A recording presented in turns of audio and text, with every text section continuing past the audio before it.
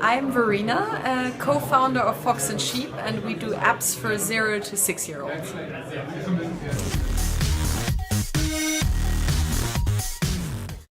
I gave a speech or a talk to the Accelerator program of Plug and Play, Axel Plug and Play, and that was really nice because it was a small group. I was standing in the middle, and it's always a different kind of talk if you're actually talking to the people and not standing in front and people are just listening, but if you can interact and discuss afterwards.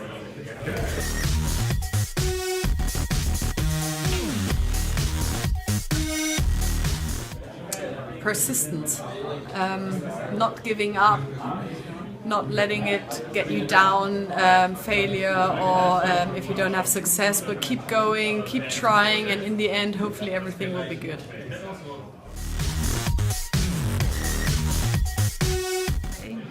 I was expecting people who have jumped into founding a company or being an entrepreneur, who are motivated, who are enthusiastic about what they do, and I think the number of questions that came after my talk proved me right.